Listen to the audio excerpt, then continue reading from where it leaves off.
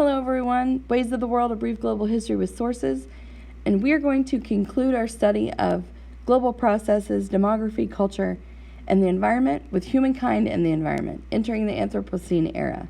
And this is the last time that I will see you guys for notes because this is the end of Ways of the World, a brief global history with sources, the 4th edition. I hope you've learned a lot. I hope these videos have been helpful. And let's get to it. All right, the global environment transformed. So there are 3 factors that have magnified the human impact on the earth: population growth, agriculture, and complex civilizations. There's an uneven spread of all 3 of these all over the world, but economic growth came to appear possible and desirable almost everywhere. And human environmental disruptions are now of global proportions. There are huge amounts of cropland and corresponding contraction of forests, grasslands, and wetlands, numerous extinctions of plant and animal species, air pollution in many major cities and rivers, chlorofluorocarbons that are thinning the ozone layer, and the Great Pacific Garbage Patch.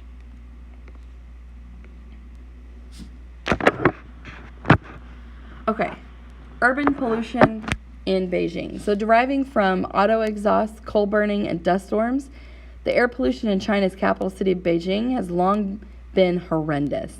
In this photograph from early 2014, teenagers must wear face masks to protect themselves from inhaling the noxious particles in the air. Many thousands of people across the globe die daily from the long-term effects of air pollution. How would a historian use this image to explain the environmental impact of industrialization in the Anthropocene era? Well, this image makes it clear that industrial smog had impacted Beijing by the early 21st century, so much so that people needed to wear masks in order to breathe without inhaling pollutants.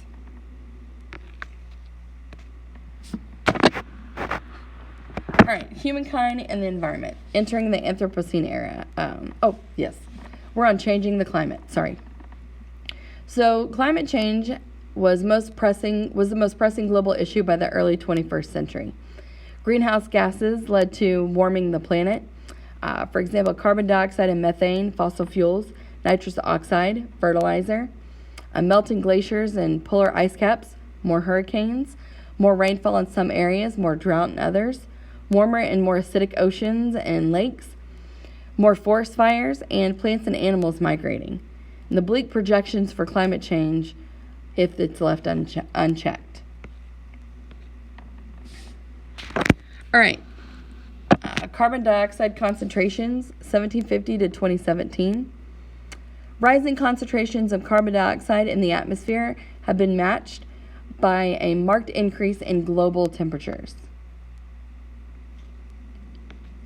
Now let's look at the distribution of total world carbon dioxide emissions, 1850 to 2011.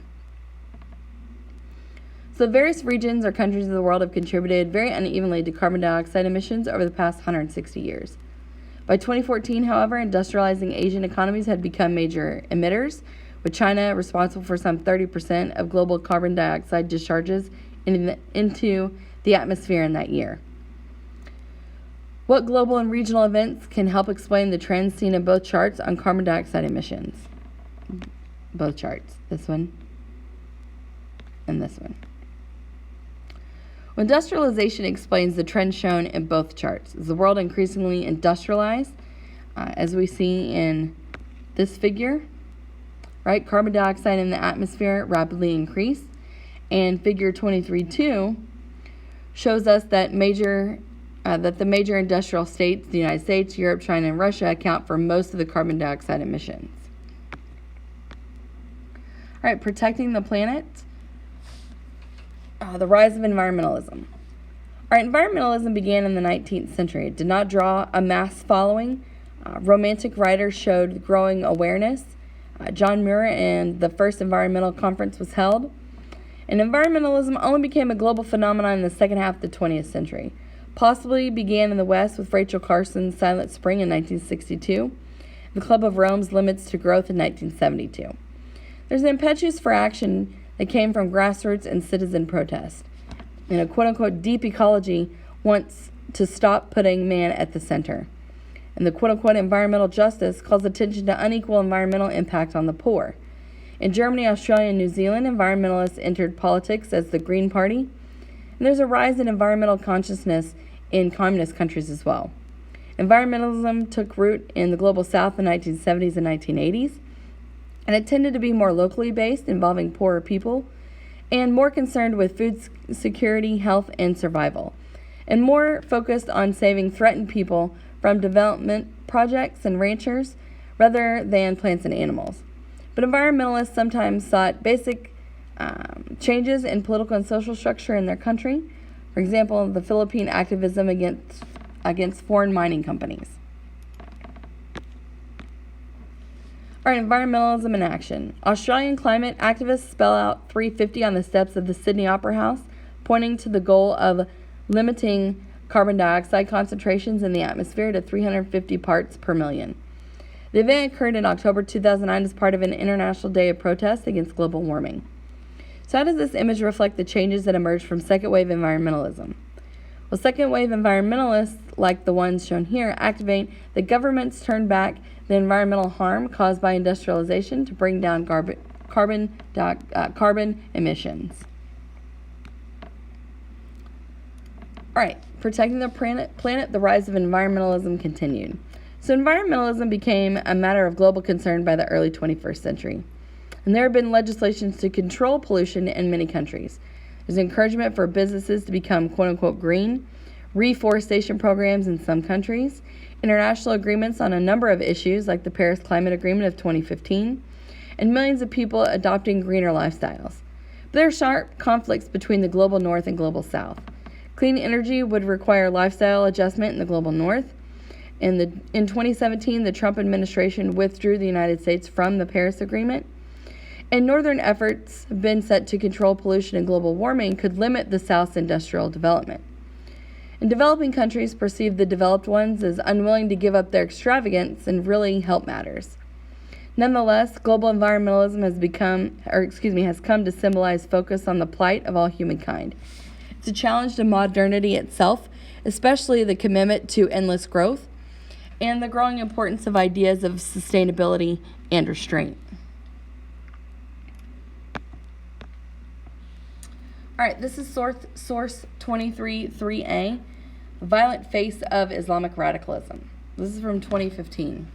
So by the late 20th century, the most widely publicized face of Islam, at least in the West, derived from groups sympathetic to the views of the Muslim Brotherhood, Iran's revolutionary government, Saudi Arabia, and radical Islamist organizations such as Al-Qaeda, the Islamic State, Boko Haram, and Hamas.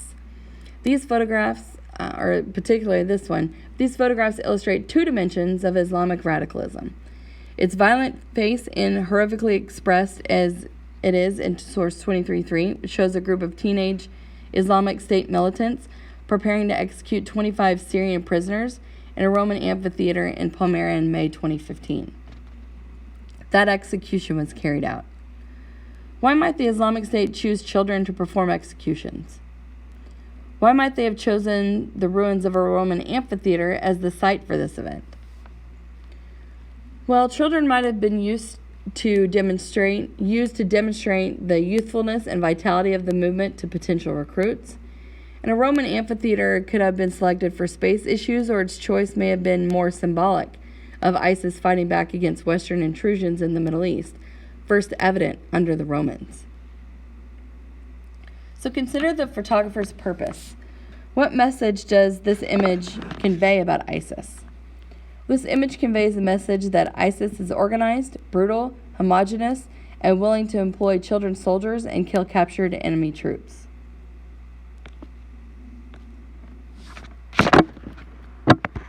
This is the other form of Islamic radicalism, and this is the peaceful face. On the other hand, this source, 23b, illustrates the kind of social services often provided by radical Islamic groups, such as the Palestinian militant organization Hamas, which governs the small territory of Gaza on the eastern coast of the Mediterranean Sea. The computer classroom pictured was part of a school established by Hamas, which was later destroyed in fighting between Hamas and Israeli forces. So what does the computer classroom suggest about the posture of Hamas to the modern world. Notice all the English textbooks on the table. This image tells us that Hamas is not antagonistic to the modern world, allowing women to teach and girls to learn on computers and use the modern global language of English. So how have projects such as these broadened the appeal of Islamic political organizations? Projects like these increase Hamas's public support, both in Gaza and worldwide, demonstrating that they support a peaceful means to advance Islamic ideas.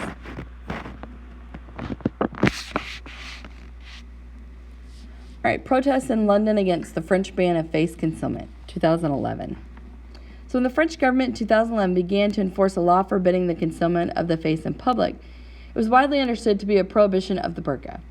To many French people, the burqa represented a security risk and violated the secularism of French life, while banning it prevented women from being forced by their families to wear it. But the new law prompted considerable protest in many places. And one such protester outside Notre Dame Cathedral in Paris said, quote, "We view this ban as an assault on our human rights," end quote. And this particular source, 23 here, shows a group of Muslim women in Britain clad in black burqas protesting the law outside the French embassy in London. So based on the signs, how might you summarize the woman's objections to the French ban on burqas? The women dispute the French ban and go further to advocate for the Islamization of French society. They assert the values of some tenets of Islam, for example, the Ummah, vis-a-vis some of the West tenets, or democracy.